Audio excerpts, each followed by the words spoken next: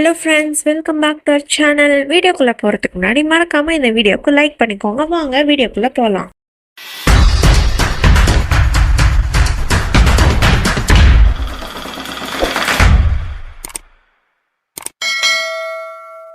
இங்கே ஸ்டார்டிங்கே சித்தார்த் ரோகிணி தான் காட்டுறாங்க. சித்தார்த்துக்கு வந்த காலில் வந்து நம்ம ரோகிணி தான் அட்டன் பண்ணி பேசிட்டு இருக்கா. ஹலோ யாரு அப்படின்னு சொல்லிட்டு அந்த சைட்ல இருந்து நேகா தான் பேசுறேன். இந்த மாதிரி நான் வந்து நேகா பேசுறேன் அப்படின்னு சொல்லிட்டேன். ரோகிணி வந்து நேகாவா யார் நீங்க அப்படின்ற மாதிரி கேக்குறா. நேகாவும் வந்து இந்த மாதிரி சித்தார்த் சார் கிட்ட பேசணும், அவர்கிட்ட பேச முடியுமான்னு சொல்லி கேட்கறா. ரோகிணி வந்து சாரி, இப்ப அவங்க வந்து பிஸியா இருக்காங்க, இப்ப அவங்க பேச முடியாதுன்னு சொல்லி ரோகிணி சொல்லிடுறா. சித்தார்த்தும் தடுக்க பாக்குறான். பட் வந்து ரோகிணி போன் அவன்கிட்ட தர மாதிரி இல்ல. நீங்க எதா இருந்தாலும் என்கிட்டே சொல்லுங்க, எப்படியோ காலையில நான் அவர்கிட்ட இன்ஃபார்ம் பண்ணிடுறேன், காலையில அவரு உங்களுக்கு கால் பண்ணி பேசுவாரு அப்படின்ற மாதிரி ரோகிணியை வந்துட்டு கேட்டுட்டு இருக்கா. நேகாவும் வந்து தயங்கி இந்த மாதிரி கேக்குறா. ஆமா நீங்க யாரு அப்படின்ற மாதிரி கேக்குறா. ரோகிணி வந்துட்டு நான் தான் அவங்களோட வைஃப் பேசுறேன் ரோகிணி அப்படின்ற மாதிரி சொல்லிடுறா. அதை கேட்டு நேகாக்கு ஒரு மாதிரி அதிர்ச்சி ஆகுது. நேகா உடனே ஒன்றும் இல்லை, இந்த மாதிரி ஆஃபீஸில் வந்து இம்பார்ட்டண்ட்டான ஒரு ஒர்க் இருக்கு, அதை பற்றி கேட்க தான் நான் கால் பண்ணேன், பரவாயில்ல இருக்கட்டும் அப்படின்ற மாதிரி சொல்லிடுறான். ரோகிணி வந்து அப்படியா ஓகே, ஏன்னா உங்க சித்தார்த் சார் இப்போ அவரோட வைஃப் ரோகிணி கூட வந்து ரொம்ப பிஸியாக இருக்காங்க, அதனால நீங்கள் நாளைக்கே ஃபோன் பண்ணுங்க அப்படின்ற மாதிரி சொன்னோடனே நேகாவால் தாங்கிக்கவே முடியல. இதை கேட்டு உடனே நேகா யாருக்கோ கால் பண்ணி இந்த மாதிரி சொல்லிட்டு இருக்கா. சித்தார்த் சார் வந்து இப்போ என்னால் பேச முடியாது அப்படின்ற மாதிரி அவாய்ட் பண்ணுறாரு, அவங்க வைஃப் தான் ஃபோன் அட்டன் பண்ணி பேசுறா, என்ன பண்றது ஒன்றும் தெரியலன்னு இவன் யாருக்கோ ஃபோன் பண்ணி சொல்லிட்டு இருக்கா. இங்க இந்த சசியை தான் காட்டுறாங்க. அவளுக்கு ரொம்ப பசிக்குது போல, அதனால கிச்சன்ல வந்து ஏதாவது இருக்கா எடுத்து சாப்பிடலாமான்னு சொல்லி பார்த்துட்டு இருக்கா. ஆனா அங்க எதுவுமே இல்லை, எல்லா பாக்ஸும் வந்து காலியா தான் இருக்கு. சரி ஃப்ரிட்ஜில் ஏதாவது இருக்கலாம்னு சொல்லிட்டு போய் பார்க்கறா. ஃப்ரிட்ஜ் அவளால திறக்கவே முடியல. அதுக்கப்புறமேட்டு தான் தெரியுது ஃப்ரிட்ஜ் வந்து பூட்டி இருக்கா அப்படின்னு சொல்லிட்டு அங்க இருக்க எந்த கபோர்டையும் அவளால திறக்கவும் முடியல. யார் இதை பூட்டி வச்சிருப்பாங்கன்னு இவளும் யோசிச்சுட்டு இருக்கா. இப்போ இதோட சாவி நம்ம எங்க கண்டுபிடிக்கிறதுன்னு யோசிச்சுட்டு இருக்கா.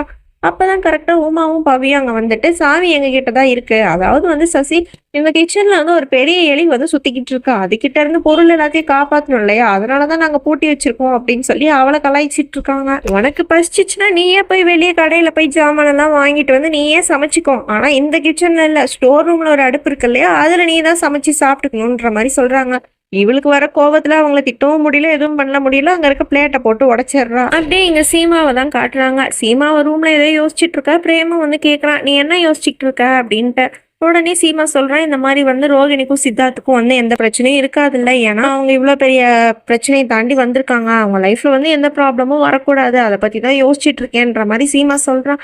பிரேமும் வந்துட்டு அதெல்லாம் எதுவும் ஆகாது, எனக்கு சித்தார்த் மேல நம்பிக்கை இருக்கு, அவன் ரோகிணியை நல்லாவே பார்த்துப்பான் அப்படின்ற மாதிரி சொல்லிட்டு இருக்கான். அவங்க 2 பேர் மட்டும் சந்தோஷமா இருக்க மாட்டாங்க, இங்க நீயும் நானும் தான் சந்தோஷமா இருப்போம் அப்படின்னு சொல்லிட்டு தன்னோட வைஃபை கிஸ் பண்ணலான்னு வரும்போது கரெக்டா அவங்க குழந்தை அழுதுறாங்க. உடனே வந்து பிரேமும் வந்து குழந்தையை சமாதானப்படுத்தி இந்த மாதிரி சொல்றான், இங்க பாரு ரோகிணிக்கும் சித்தார்த்துக்கும் இந்த பிரச்சனையே இல்லைல்ல, அவங்களுக்கு இந்த மாதிரி ஒரு குழந்தை இல்லை அவங்களை டிஸ்டர்ப் பண்றதுக்குன்னு சொல்லி அவன் வந்து அவங்கள வந்து இழுத்துக்கிட்டு இருக்கான். உடனே வந்து சீமாவும் வந்துட்டு அவங்க 2 பேரும் எப்பயுமே சந்தோஷமா இருந்தாலே எனக்கு போதும், அதுதான் நான் டெய்லியும் கடவுள்கிட்ட வேண்டிக்கிட்டு இருக்கேன் அப்படின்ற மாதிரி வந்து சீமாவும் சொல்லிடுறான். பிரேமும் வந்து அதை நான் கண்டிப்பா நடக்கும் அப்படின்னு சொல்லி சீமா வந்து ஆறுதல் படுத்திட்டு இருக்கான். ரோகிணியை சித்தார்த் கிட்ட இதுக்கப்புறம் யாரும் நம்மளை டிஸ்டர்ப் பண்ண மாட்டாங்க, நீங்களும் நானும் மட்டும்தான் சொல்லிட்டு இந்த மாதிரி சித்தார்த்தை வந்து கட்டி பிடிக்கிறான். ஆனா சித்தார்த்தால தாங்கிக்கவே முடியல, தன்னோட மனைவிக்கு இப்படி ஒரு துரோகத்தை பண்ணிட்டு இந்த இடத்துல நம்ம நின்றுட்டு இருக்கோம் அப்படின்னு சொல்லிட்டேன். அவனும் யோசிக்கிறான், எப்படியாவது நம்ம நேகா கிட்ட வந்து எப்படியாவது மன்னிப்பு கேட்டுறணும் அப்படின்ற மாதிரி யோசிச்சுட்டு இருக்கான். அவளை உடனே வந்து இந்த மாதிரி தள்ளி விட்டுட்டு, நான் ஆஃபீஸ்க்கு போகணும் ரோகிணி, நீ இந்த மாதிரி இம்பார்ட்டண்டான காலை வந்து நீ அட்டன் பண்ணிட்ட, எனக்கு இம்பார்ட்டண்டான ஆஃபீஸ்லேயும் வேலை இருக்கு, அதனால நான் போயே ஆகணும் அப்படின்னு சொல்லிட்டு ரோகிணி விட்டு அவன் போகலான்னு பார்க்க ரோகிணியை கையை பிடிச்சி பார்க்கறான். அவன் வந்து நான் கிளம்பிதான் ரோகிணி ஆகணும் அப்படின்னு சொல்லிட்டு அவன் கிளம்பிடுறான். இது வந்து ரோகிணிக்கு ரொம்ப கஷ்டமா இருக்கு. அப்பனா சித்தார்த் இன்னும் நம்ம மன்னிக்கல, அவர் மனசுல இன்னும் இது வந்து ஆழமா தான் பதிஞ்சிருக்கு போல அப்படின்னு சொல்லிட்டு ரோகிணி ஒரு பக்கம் வருத்தப்பட்டு இருக்கா. ரூமுக்கு வந்துடுறா போல. ரூமுக்கு வந்துட்டு இந்த மாதிரி சித்தார்த்தோட போட்டோவை பார்த்து வருத்தப்பட்டு இருக்கான். அங்க சித்தார்த் வந்து காரை விட்டு இறங்கி கீழே உட்காந்து அவனும் வந்து வருத்தப்பட்டு இருக்கான், நம்ம இப்படி ஒரு தப்பு பண்ணிட்டோமே அப்படின்னு சொல்லிட்டு 2 பேரும் மாத்தி மாத்தி ஃபீல் பண்றாங்க. இந்த சைடு நேகாவும் ஒரு இடிஞ்சு போய் உட்காந்துருக்கான், ஏன்னா சித்தார்த்தோட மனைவி வந்து கால் அட்டன் பண்ணி பேசிட்டாங்களே, அதனால இவனும் ஒரு பக்கம் சோகமா உட்காந்துருக்கா. அப்படியே அடுத்த நாள் ஆகுது. ரோகிணி வந்து சித்தார்த்தை பத்தி நினைச்சிட்டே அப்படியே சோஃபாலே படுத்து தூங்கிடுறான். எந்திரிச்சு பாக்குறான், இன்னும் சித்தார்த் வரலையா, எங்கதான் போயிருப்பாருன்னு சொல்லி அவருக்கு கால் பண்ணி பார்க்கலான்னு போன் எடுக்கிறான். அவனோட போன் என்னமோ சுவிட்ச் ஆஃப்னு வருது. உடனே வந்து அவ சரி நம்ம போய் ரெஃப்ரெஷ் ஆயிட்டு வந்து திரும்பி கால் பண்ணி பார்க்கலாம் அப்படின்னு சொல்லிட்டு அவ போய் ரெஃப்ரெஷ் ஆக போறா. இங்க நம்ம சசியெல்லாம் காட்டுறாங்க. அவ வந்து கொசுக்கடியிலையும் கீழேயும் படுத்திருக்கா இல்லையா, அவளால சுத்தமா முடியல, கீழே எத்தனை நாள் தான் இப்படி பண்றது, இப்படி தூங்குறதுன்னு தெரியலையே அப்படின்னு சொல்லிட்டு அந்த மொத்த குடும்பத்தை திட்டிட்டு இருக்கா. உங்களை நான் சும்மாவே விடக்கூடாது, நான் ஏதாவது பண்ணி தான் ஆகணும் அப்படின்ற மாதிரி பேசிட்டு இருக்கும் போது திடீர்னு அந்த ரூம்ல வந்து ஒரு மாதிரி பேடா ஸ்மெல் அடிக்குது. இவளும் எங்க இருந்து வருது அப்படின்னு சொல்லிட்டு கதவை திறந்து பார்த்தா அவ ரூமுக்கு வெளியே உள்ள வந்து குப்பையை கொட்டி வச்சிருக்காங்க யாரோ. அத பார்த்துட்டு இவ வந்து யாரா இருக்கும்னு திரும்பி பார்க்குறா. அங்க பவியும், சசியும் வந்து சிரிச்சுட்டு இருக்காங்க. இது அவங்களோட வேலையா தான் இருக்கும் போல. இந்த மாரி குப்பைய கொட்டிட்டு வந்து, இந்த குப்பை வந்து இங்க தான் இருக்கணும் அப்டின்ற மாரி அவளையும் வந்து வம்புக்கு இழுத்துட்டு இருக்காங்க காலையிலேயே. ரோகிணியும் குளிச்சு முடிச்சுட்டு வந்து சித்தார்த்துக்கு திரும்பி கால் பண்ணி பார்க்கலான்னு ட்ரை பண்றா. அப்ப யாரோ காலிங் பெல் அடிக்கிறாங்க. இவ உடனே சித்தார்த் தான் வந்திருப்பாங்கன்னு சொல்லிட்டு ரொம்ப சந்தோஷமா கீழ இறங்கி வந்துட்டு இருக்கா தொறக்கலான்னு சொல்லிட்டு. ஆனா காலிங் பெல் அடிக்கிறதோட நேகா சித்தார்த்த தேடி வீட்டுக்கே வந்திருப்பா போல. இவ காலிங் பெல் அடிச்சுட்டே இருக்கா. ரோகிணியும் வந்து சித்தார்த்தா தான் இருக்கும் அப்படின்னு சொல்லிட்டு வேகமா வந்து கதவு திறந்து பார்க்கறா. வெளியே பார்த்தா யாருமே இல்ல. இவனும் வெளியே வந்து சுத்தி முத்தி பார்க்கறா, யாரையும் காணோம் அப்படின்னு சொல்லிட்டு. நான் சித்தார்த்தா இருக்கணும்ல வந்தேன் அப்படின்ற மாதிரி அவளும் வந்துட்டு சோகமா திரும்பி உள்ள போயிடுறான். அப்புறம் தான் தெரியுது நேகா வந்து ஆல்ரெடி சித்தார்த் வந்து கூட்டிட்டு வந்து மறைச்சு ஒளி வச்சிருப்பான்னு சொல்லிட்டு. அவன் வரதை வந்து சித்தார்த் பார்த்திருப்பான் போல.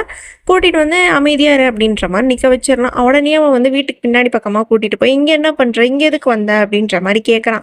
உடனே நேகா சொல்றேன், உங்களுக்கு எத்தனை வாட்டி கால் பண்ண சார், நீங்க ஒரு கால் கூட எனக்கு ரெஸ்பான்ஸே பண்ணல, அதனாலதான் உங்களை பார்க்க வந்துட்டேன், நீங்க நல்லா இருக்கீங்களா இல்லையா அப்படின்னு சொல்லிட்டு இருக்கா. நல்லா தான் இருக்கேன், ஃபிட்டா தான் இருக்கேன், தான் பார்த்துட்டல, இங்க இருந்து கிளம்பு அப்படின்ற மாதிரி சொல்றான். அவளும் வந்து உங்ககிட்ட நான் ஒண்ணு கேட்கணும் அப்படின்ற மாதிரி சொல்றான். சித்தார்த்தும் என்ன சீக்கிரம் கேளு அப்படின்ற மாதிரி சொல்றான். அவனும் நேத்து நைட் எதுக்கு உங்க வைஃப் வந்து உங்க போன் அட்டன் பண்றாங்க, நீங்க தானே சொன்னீங்க உங்க 2 பேருக்கு டிவோர்ஸ் ஆயிடுச்சு, அவங்க வந்து உங்களை பிடிக்காமன்னு சொல்லிட்டு அவங்க எங்கேயோ போயிட்டாங்கன்னு, அப்புறம் எதுக்கு அவங்க வந்து போன் எடுக்கிறாங்க, அவங்க எதுக்கு இந்த மாதிரி வந்து எடுத்துட்டு இருக்காங்கன்னு எனக்கு ஒண்ணுமே புரியலையே அப்படின்ற மாதிரி இவ கேட்கறான். அவனுக்கு என்னன்னா ஒன்றும் புரியல, இவ எதுக்கு லூஸ் மாதிரி வந்து கேட்டுட்டு இருக்கா அப்படின்ட்டு. அவங்கள பத்தி அக்கறைப்படுறதுக்கு உரிமை எடுக்கிறதுக்கெல்லாம் இனிமேட்டு நான் தான் வரணும் அப்படின்ற மாதிரி இவ பேசிட்டு இருக்கா. நேராவும் சித்தார்த் கையை பிடிச்சிட்டு, சார் தயவு செஞ்சு நம்மளை பத்தி போய் உங்க வைஃப் கிட்ட சொல்லுங்க அப்படின்ற மாதிரி சொல்லிட்டு இருக்கே. சித்தார்த்தும் கையை உதறி விட்டு, நீ பேசுறது முதல்ல நிறுத்து, நீ என்ன பேசிட்டு இருக்க இங்க வந்துட்டு, எனக்கு தெரியும் அன்னைக்கு நடந்தது வந்து ஏதோ ஒரு விபத்துல அப்படி நடந்துருச்சு, அதை நினைச்சு வந்து நான் இப்பயும் ஃபீல் பண்ணிட்டு தான் இருக்கேன், நான் வாழ்க்கையிலே பண்ண பெரிய தப்பு அதுதான் அப்படின்ற மாதிரி வந்து சித்தார்த்து சொல்றா. அதை கேட்டு நான் எனக்கு ஷாக் ஆகுது.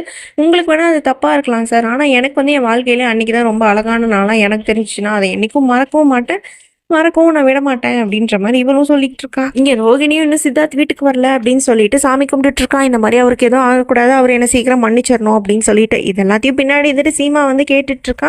கேட்டுட்டு ரோகிணிட்டு கேட்கற, நேற்று நைட் எப்படி போச்சுன்ட்டு.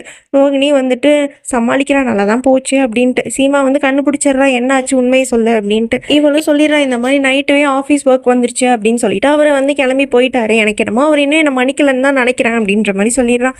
சீமா வந்து சமாதானப்படுத்துறா, அப்படியெல்லாம் ஒன்றும் இருக்காது, இவ்வளோ நாள் நீங்கள் 2 பேரும் தள்ளி இருந்தீங்க இல்லையா, அதனால தான், வேற ஒன்றும் கிடையாது, நீ வந்து நம்பிக்கையா இரு அப்படின்னு சொல்லிட்டு இருக்கா. அவளும் வந்து ஹாஸ்பிட்டலுக்கு நான் போறேன், நீ பத்திரமா வீட்டிலே இரு அப்படின்னு சொல்லிட்டு அவளும் பிரேமா ஹாஸ்பிட்டலுக்கு கிளம்பி போயிடுறாங்க. இங்க நேகாவும் வந்து சித்தார்த்துக்கு வந்து ப்ரொபோஸ் பண்ணிடுறான். நீங்க இமேட்டு இருப்பீங்கல்ல, நான் யாரை லவ் பண்றேன்னு, அது நீங்க தான் சார், வேற யாரும் இல்லை, நான் உங்களை தான் லவ் பண்றேன் அப்படின்ற மாதிரி சொல்லிடுறான். அதை கேட்டு சித்தார்த்துக்கு பயங்கர கோவம் வந்து, வாயை மூடு நேகா, நான் எப்பயுமே என்னோட மனைவி மட்டும் தான் நான் காதலிப்பேன், என்னோட காதல் ஃப்ரெண்ட்ஷிப் எல்லாமே என்னோட மனைவி மட்டும்தான், அவ இருக்கிற இடத்த நான் வேற யாருக்கும் நான் தரமாட்டேன், அந்த இடத்த வச்சும் பார்க்கவும் மாட்டேன், நீ வாயை மூடு அப்படின்ற மாதிரி நம்ம நேகாவே ஸ்டாப் பண்ணிடலாம். இங்க எல்லாரும் குடும்பத்தோட வந்து டைனிங் ரூம்ல வந்து சாப்பிடலான்னு உட்காடுறாங்க. அப்ப இந்த சசி வந்து அவ ரூமுக்கு வெளியே அந்த குப்பை எல்லாத்தையும் எடுத்துட்டு வந்து நடு வீட்லயே கொட்டிடுறா. எல்லாரும் என்ன நடக்குதுன்னு பாக்குறாங்க. அப்பதான் அவ சொல்றா, இதை மட்டும் என் ரூமுக்கு வெளியே வந்து போடுறீங்க, இது மட்டும் கரெக்டா, பரதவச் குடும்பம் பண்றது கரெக்டா அப்படின்ற மாதிரி பாவையும் உமாவையும் இந்த மாதிரி கோத்து விட்டுறா. உடனே வந்துட்டு அவன் புருஷனுக்கு கோவம் வந்து சசியை பிடிச்சி திட்டுறான். இன்னும் கொஞ்ச நாள் தான் ஆட்டம், ஏன்னா நான் வந்து லாயரை கூப்பிட்டுருக்கேன் டிவோர்ஸ்க்கு அப்ளை பண்றதுக்கு, டிவோர்ஸ்க்கு சைன் போட்டு நீங்க இருந்து கிளம்பிட்டே இருக்கணும் அப்படின்னு சொல்லிட்டு கோவப்படுறான். அவளும் அங்கிருந்து கோவப்பட்டு கிளம்பிடுறான். ரோகிணி வந்து இந்த குப்பையெல்லாம் நான் கிளீன் பண்ணிக்கிறேன் அப்படின்னு சொல்லிட்டு அவ கிளீன் பண்ணிட்டே வாசலே பார்த்துட்டு இருக்கா. இன்னும் சித்தார்த் வரல ஏன்ட்டு. நேகாவும் வந்து சித்தார்த் சொன்னதை கேட்டு ஷாக் ஆயிட்டு, ஓகே சார், இதுக்கப்புறம் நான் என்ன பண்ணணும் நான் பாத்துக்கிறேன் அப்படின்ற மாதிரி சொல்லிடுறா. சித்தார்த்துக்கு ஒண்ணுமே புரியல, என்னதான் சொல்ல வரான்ட்டு. இதோட முடிச்சுக்கலாம். இதுக்கப்புறம் என்ன ஆகும்னு சொல்லி நம்ம நெக்ஸ்ட் பார்ட்ல பார்த்து தெரிஞ்சுக்கலாம். அது வரைக்கும் பாய் ஃப்ரெண்ட்ஸ்.